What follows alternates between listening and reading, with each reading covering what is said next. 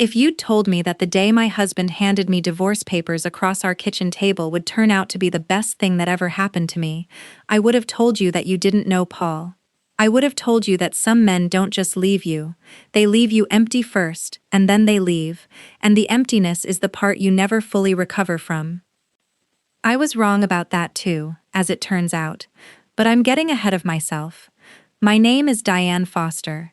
I'm 51 years old, and for 22 years I was married to a man named Paul Foster, a vice president of regional operations at a logistics and freight technology company most people outside the industry had never heard of. I met him when I was 28, teaching third grade at a public elementary school in a town outside Columbus, Ohio, and for a long time I believed that meeting him was the luckiest thing that had ever happened to me. I want to tell you about the morning he handed me those papers, because I think about it often, the way you think about the exact moment a bone breaks, replaying it slower and slower until you can see every fracture line. It was a Tuesday in early spring. I remember, because the tulips I'd planted along the walkway the previous fall were just starting to open, red and yellow, and I'd been standing at the kitchen window admiring them with my coffee when Paul came downstairs already dressed for work. A manila folder tucked under his arm, like he was carrying nothing more significant than a quarterly report. He set it on the table in front of me without sitting down. "I think we both know this has been coming," he said. Not unkindly, exactly. Just efficiently. The way he addressed everything. The way he'd once told a room full of warehouse managers that layoffs were simply a natural part of organizational recalibration. I opened the folder. Divorce papers. Already drafted. Already reviewed by a lawyer I'd never met. Already dated for a court appearance 3 months out. He'd clearly been planning this for weeks, maybe longer, while I'd been planning what to make for dinner and asking him how his day was, and believing, foolishly, that the distance I'd felt growing between us for the last several years was something we could still close if I just tried a little harder. "You've been talking to a lawyer," I said. It wasn't a question. "I've been protecting myself," he said. "You understand. Assets, the house, all of it. It's cleaner this way." I looked up at him, at this man I had cooked thousands of meals for, whose shirts I had ironed every Sunday night for over 2 decades, whose mother I had nursed through her final illness because his job kept him too busy to sit at her bedside, and I asked him the only question that mattered to me in that moment. "Is there someone else?" He almost laughed. Not quite, but almost. A small exhale through his nose that I recognized immediately because I'd heard it 1,000 times before, usually when I said something he found unsophisticated. "No, Diane, there's no one else. I just don't need this anymore. I don't need what this has become." He gestured vaguely at the kitchen, at the tulips outside the window, at 22 years compressed into a wave of his hand. I sat very still.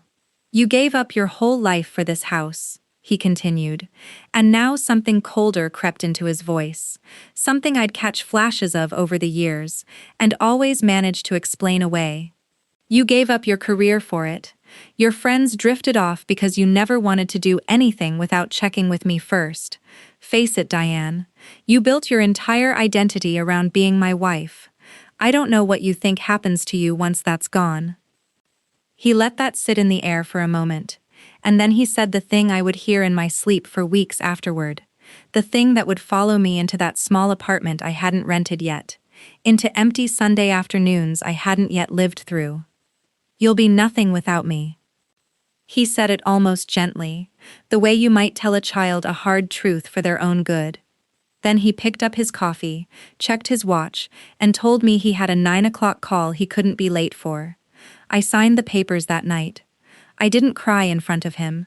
I want you to understand that clearly, because I think there's a particular kind of strength in women my age that younger people sometimes mistake for coldness, the strength of having learned, through years of practice, exactly when tears are useful, and when there's simply something else you hand a man to use against you later.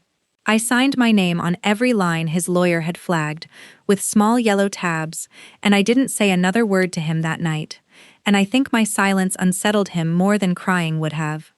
He expected tears. What he got instead was quiet. And I think, looking back, he mistook that quiet for surrender, when really it was the first decision I had made purely for myself in longer than I could remember. The apartment I found was small, a one-bedroom above a hardware store on the edge of downtown, with creaking floors and a radiator that clanked all winter like it was trying to tell me something. It cost less than a third of what our house had, and the first night I slept there, on a mattress on the floor because the movers hadn't come yet with the bed, I lay awake staring at a water stain on the ceiling, shaped vaguely like the state of Florida, and asked myself, honestly, whether Paul had been right. I was 51 years old. I hadn't taught in a classroom in 19 years, not since Paul had suggested, gently at first and then less gently, that my modest teacher's salary wasn't worth the toll it took on our household, that it made more sense for me to focus on the home front while his career took off. I had let my teaching certification lapse without even fully realizing it, the way you let a magazine subscription expire, assuming you'll renew it eventually and then simply never do.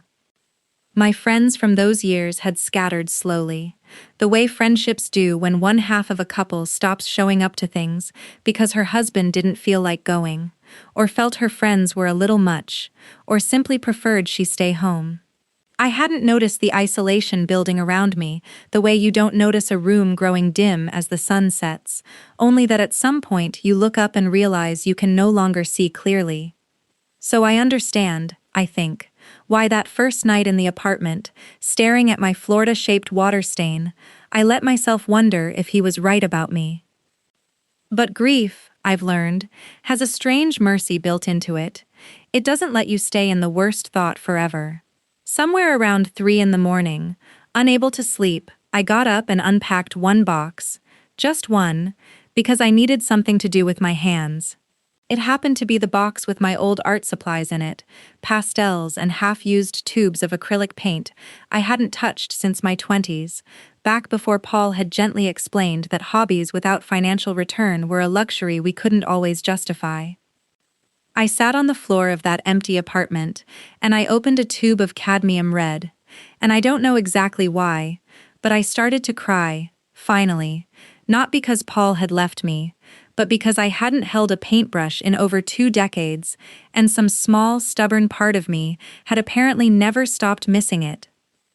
The weeks that followed were not dramatic. I want to be honest about that, because I think sometimes these stories get told as if reinvention happens in a single cinematic montage, and the truth is slower and less photogenic than that. I found part-time work first, substitute teaching, since my certification could be renewed with a course and a modest fee, and there was something almost unbearably tender about walking back into a classroom after all those years, about small hands raising to ask questions, about being needed in a way that had nothing to do with ironing shirts or hosting dinners for Paul's colleagues. I started painting again in the evenings, nothing serious at first, just small canvases of the view from my apartment window, the hardware store's faded awning, the maple tree across the street that was just beginning to bud.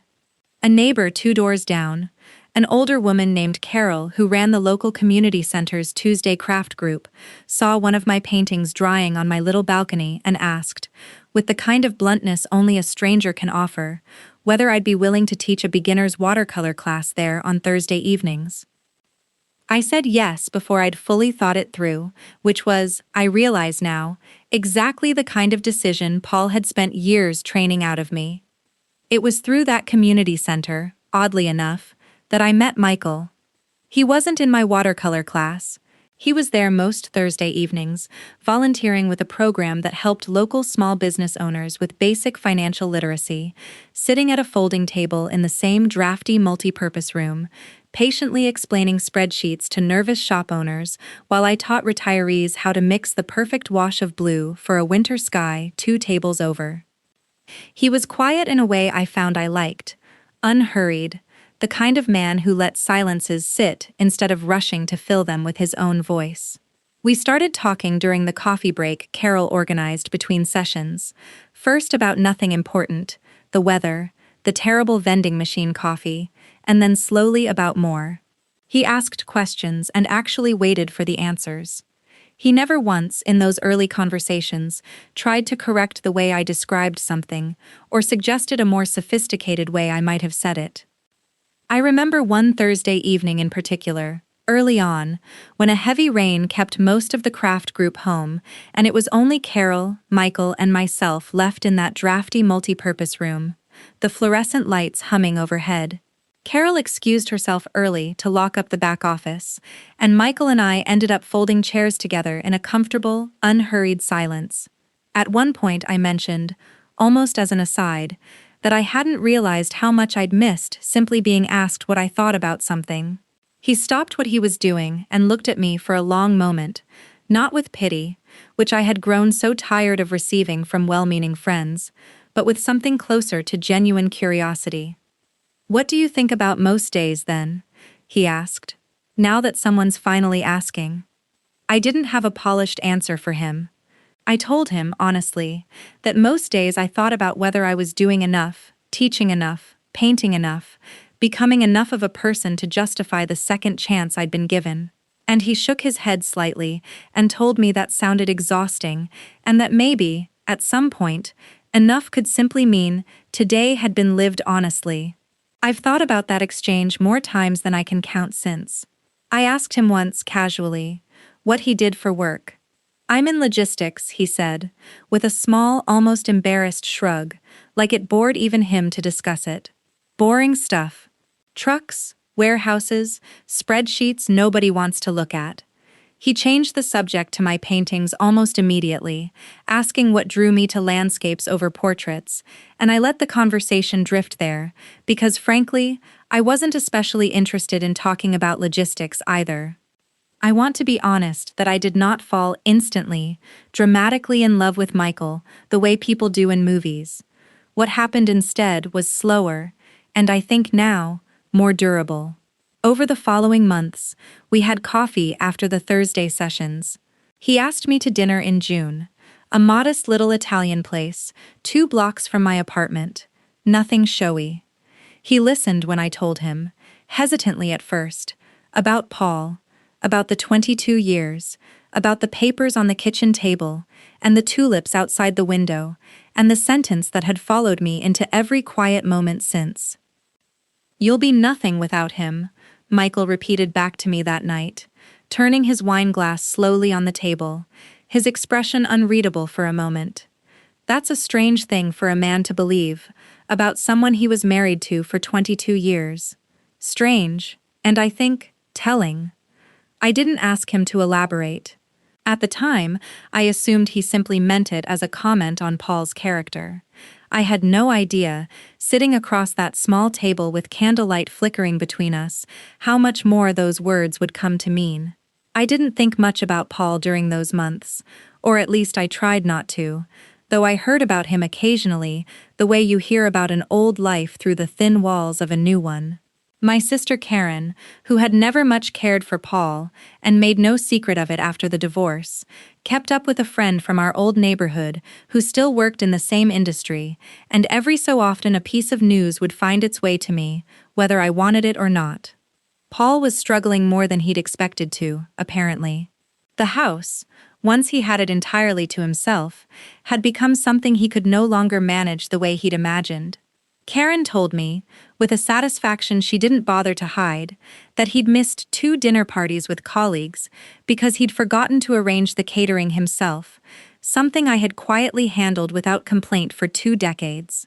She told me he'd shown up to a company function with a stain on his tie because there was no longer anyone in the house who noticed those things before he walked out the door. I felt no particular satisfaction hearing this. I want to be honest about that too. What I felt, mostly, was a strange, hollow recognition of just how much invisible labor I had performed for so many years without him ever once acknowledging it existed, let alone thanking me for it. There was other news too, more significant, moving through the company like a slow tremor before an earthquake.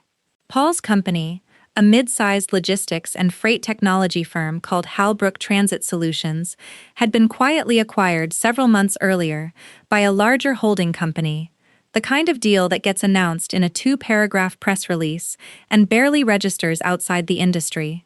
What followed the acquisition was a leadership transition, and the rumor moving through the office, according to Karen's friend, was that an entirely new CEO was being brought in from outside to oversee the company's operations going forward. Someone with a reputation for quiet, thorough restructuring. Nobody at Paul's level had met the man yet. There was only a name attached to internal memos and a growing sense of unease among the mid-level executives who understood, in the particular way corporate animals understand these things, that new leadership usually meant somebody's job was about to change, and it was rarely for the better if you'd spent years cutting corners nobody had bothered to notice yet. Paul, from what Karen relayed, was not worried.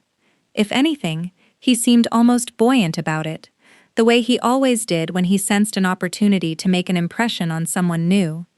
He'd told colleagues, apparently within earshot of people who later found it useful to repeat, that new leadership always needed someone reliable to lean on, and he intended to make sure that someone was him. He also, according to the same second-hand grapevine, hadn't stopped talking about our divorce, framing it in conversations with coworkers as something almost noble he'd endured. A difficult but necessary decision to free himself from a marriage that had run its course.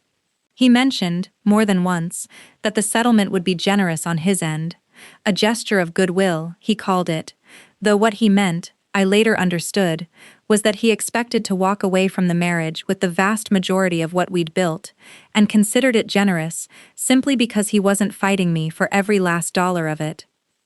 He seemed, in every account I heard, entirely unbothered, entirely certain the version of events where he came out on top, professionally and personally, was the only version that could possibly unfold. The court date arrived on a bright, unremarkable Thursday morning in late spring, exactly 3 months after that first conversation in the kitchen. Paul received the notice, Karen told me later, with mild irritation that it was interrupting his week, already planning to have his assistant clear his calendar around it as though it were nothing more than a routine dental appointment. He had no idea, walking into that courthouse, what was waiting for him. I arrived at the courthouse a little before 9, wearing a soft gray dress I'd bought for myself, with money I'd earned from substitute teaching, the first purchase in longer than I could remember that hadn't been run past Paul's opinion first. Michael walked in beside me. I hadn't asked him to come. Not exactly. He'd simply said, a few days earlier, that he didn't like the idea of me facing that room alone, and something in the quiet certainty of the offer made it easy to say yes. Paul was already there when we arrived, standing near the courthouse steps with his lawyer, checking his phone with the particular restlessness of a man who considers his own time more valuable than everyone else's.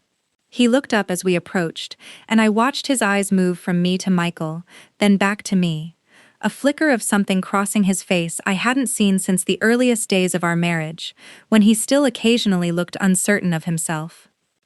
"Well," he said, and there was an edge trying to disguise itself as lightness in his voice. "You didn't waste any time, did you, Diane?" "Paul, this is Michael," I said simply. I didn't feel the need to explain further, and I noticed, with some private satisfaction, how unsettling he found that. Paul extended a hand toward Michael with the practiced, too-firm handshake of a man used to sizing people up in a boardroom. "Paul Foster," he said. "I'd say it's nice to meet the man who swept in so fast, but I'm still working out how I feel about that." "Michael," Michael said simply, shaking his hand, offering nothing more, no last name, no title, nothing for Paul to grab onto. I watched Paul's eyes narrow slightly, the way they always did, when he couldn't immediately categorize someone, couldn't slot them into a hierarchy he understood. We walked into the courthouse together, and there was a strange, suspended quality to the next several minutes, the kind of ordinary bureaucratic waiting that happens before any court proceeding, forms to check in, a clerk directing us toward the correct waiting area outside the courtroom. Paul's lawyer went to find the assigned room. Paul stood near a water fountain, scrolling through his phone again, apparently unable to go more than a few minutes without checking on the office. That's when a man in a well-cut navy suit came through the courthouse's side entrance, moving with the unhurried, unmistakable presence of someone used to being recognized, trailed by a younger woman carrying a leather folio. He crossed the lobby, and I watched his eyes find Michael before I understood why, and then he smiled, warm and immediate, and extended his hand. "Michael," he said, "I didn't expect to run into you here. Good to see you, sir. I'll admit I wasn't sure the announcement had gone out to everyone yet." He glanced briefly at Paul, at me, clearly trying to place the context, before continuing, slightly lowering his voice out of what I understood later to be professional discretion. "The board's very pleased with how the transition's gone so far. I know it's early, but people are already saying good things." I watched Paul's face change in real time, the way you watch weather move across an open field, a shift in the air before the storm actually breaks. His eyes moved to the man in the navy suit, a mid-level executive from Halbrook I gathered he vaguely recognized from company functions, and then slowly, disbelievingly, back to Michael. "I'm sorry," Paul said, his voice suddenly careful, in a way I had rarely heard from him. "Announcement? What announcement?" The man in the navy suit blinked, clearly confused by the question, glancing between Paul and Michael, as though trying to determine whether this was some kind of joke he wasn't in on. "The new CEO," he said slowly, as though speaking to someone who might not have gotten the memo. "Michael Ellison. He's been running point on the transition since the acquisition closed." He paused, looking at Paul more closely now, something clicking into place behind his eyes. "Wait. You two haven't met yet? I thought corporate had already done the department head introductions last week." The lobby seemed to go very quiet, at least to me, though I'm certain the ordinary sounds of the courthouse, footsteps, distant conversation, a door closing somewhere down the hall, continued exactly as they had a moment before. I watched every trace of color drain slowly from Paul's face, watched him look at Michael the way you look at a math problem you suddenly realize you've been solving wrong from the very first line. "Wait," Paul said, and his voice had lost every ounce of the smooth, managed confidence I'd spent 22 years listening to. "Wait, you two know each other?" He wasn't asking about the executive in the navy suit, he was asking about me, about Michael and me, standing together, having arrived together, clearly, unmistakably together. Michael turned to look at him, and I want to describe his expression carefully, because it wasn't triumph, and it wasn't cruelty, both of which I think Paul would have understood and perhaps even respected on some level, since cruelty was a language he spoke fluently. Instead, Michael's expression was simply calm, almost gentle, the expression of a man who had absolutely nothing left to prove. "Diane and I have been seeing each other for a few months," Michael said evenly. "I didn't realize the two of you hadn't been introduced through the office yet. I imagine that's made this morning a bit more complicated than you expected." Paul opened his mouth, and I watched him search, the way I had watched him search 100 times over the years, for the version of this moment where he still came out ahead, still retained control of the narrative, still managed to be the smartest person in the room. Nothing came. For the first time in the entire course of our marriage, I watched my husband, my former husband, stand completely and visibly without an answer. "I didn't know," he finally managed, weakly, looking at me now instead of Michael, as though I owed him some kind of explanation, some kind of apology for the collision he'd just witnessed. "And you didn't say anything about, you never asked," I said quietly, and I found, to my own quiet surprise, that my voice didn't shake at all. "You told me I'd be nothing without you, Paul, and then you signed those papers and walked out to your 9 o'clock call. I don't believe you've asked me a single question about my life since." The clerk called our case number then, an ordinary administrative interruption that felt, in that moment, almost absurdly anticlimactic, given everything that had just unfolded in the lobby. Paul's lawyer appeared, gesturing him toward the courtroom, and Paul followed on legs that seemed, for the first time I could ever remember, unsteady beneath him. The proceeding itself was brief, procedural, almost unremarkable, the finalizing of an agreement that had already been negotiated by lawyers months earlier. Paul sat rigid through the entire thing, his composure only partly restored, glancing occasionally toward the back of the courtroom where Michael sat waiting, quiet and unbothered, the way you might glance at a fire you weren't entirely sure had been put out. The reckoning, when it came, wasn't dramatic, and it wasn't quick, and it certainly wasn't anything I orchestrated.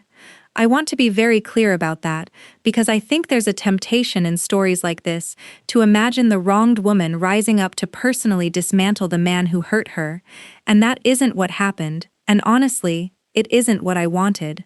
I had spent 22 years being managed and minimized by Paul Foster. I had no interest in spending the years after our divorce, organizing my life around him too, even in the shape of revenge. What happened instead was simply that a new CEO, doing exactly the kind of thorough operational review any competent new leader does after an acquisition, began working systematically through department performance, project histories, expense reports, credit assignments on completed initiatives. Michael never once, in the months that followed, mentioned Paul's name to me, never offered updates, never made me feel like I was meant to take satisfaction in whatever he found. I only learned what happened the way I'd learned everything else about Paul's professional life after the divorce, through Karen, through the same thin grapevine of former neighbors and industry acquaintances. It turned out that a cost-efficiency initiative Paul had taken sole credit for 2 years earlier, one that had directly led to his last promotion and a substantial bonus, had actually been developed almost entirely by a junior analyst on his team, a young woman named Priya, who had left the company shortly after Paul's promotion, apparently discouraged, though nobody at the time had asked her exactly why. It turned out several regional travel expense reports contained charges that didn't quite hold up to scrutiny once someone actually looked closely. None of it was dramatic or criminal. Exactly, the sort of quiet corner-cutting a man convinces himself doesn't really count as dishonesty, because everyone else is probably doing it too. But it was enough.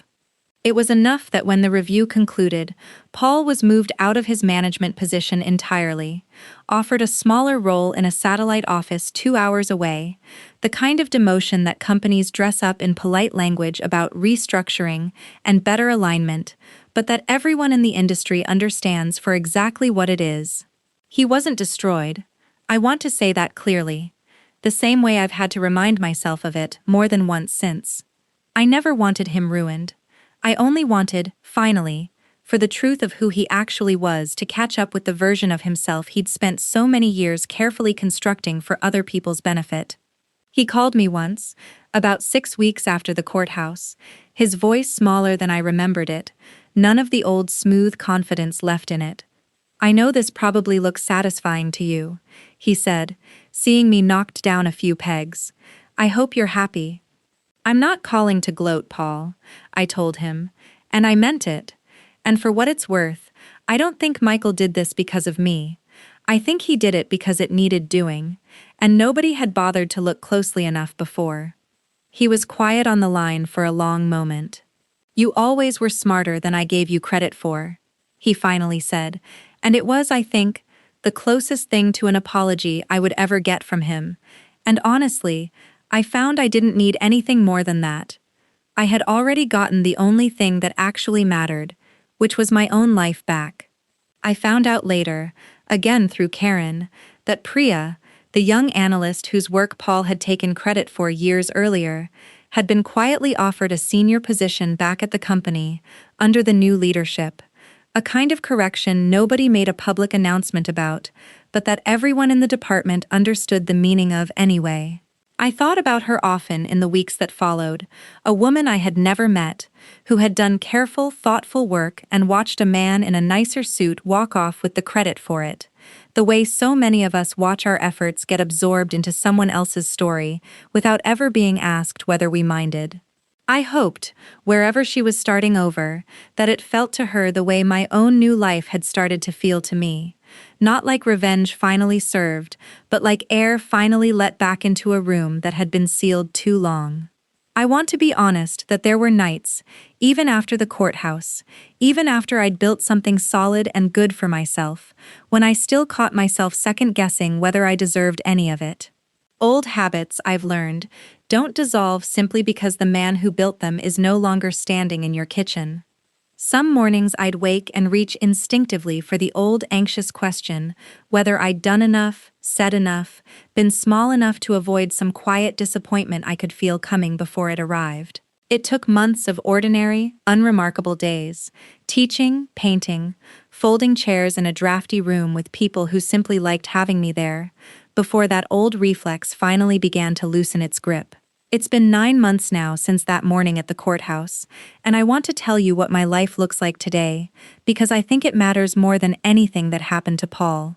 I finished renewing my full teaching certification in the fall, and I'm back in a classroom 3 days a week, third graders again, the same age group I taught, before I let that part of myself quietly disappear for 2 decades.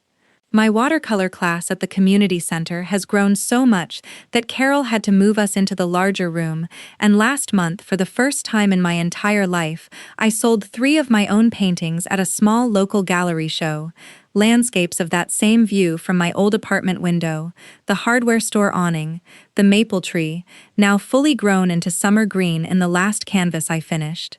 Michael and I are still together, unhurried, the way we started. He never once, in all these months, made me feel like I owed him anything for the way things unfolded at the courthouse, never treated what happened to Paul as some kind of gift he'd given me. We have dinner most Sundays, usually something simple he cooks badly, and I've learned to love anyway. We talk about ordinary things, books, the news, his ridiculous golden retriever, who is taken to sleeping directly across my studio doorway, as though guarding my paint supplies. It is, I've come to realize, the first relationship in my adult life that has never once asked me to become smaller to fit inside it.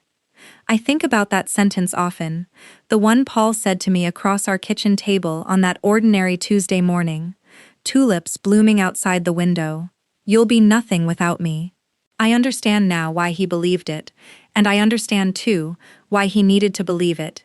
Because a man who spends 22 years slowly convincing his wife she has no life outside of him needs, eventually, for that to be true.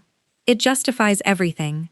It makes the smallness he required of her feel like protection instead of erasure. He was wrong, of course. But I don't think I fully understood how wrong until I stood in my own studio last month, surrounded by paintings I had made entirely for myself, in a life I had built without asking anyone's permission first, and realized that the woman climbing the ditch of her own life, pulling herself out with nothing but stubbornness and a little cadmium red paint, had never actually disappeared at all. She had just been waiting, quietly, for someone to stop telling her to be smaller, so she could finally take up the space she'd always deserved. He told me I'd be nothing without him. He just never imagined I'd finally become everything, without him having anything to do with it at all. If this story meant something to you, I'd love to know where you're listening from tonight, so leave that in the comments below. And if you believe every woman deserves the chance to find her way back to herself, no matter how many years it takes, hit subscribe, because we have so many more stories just like Diane's, and I don't want you to miss a single one.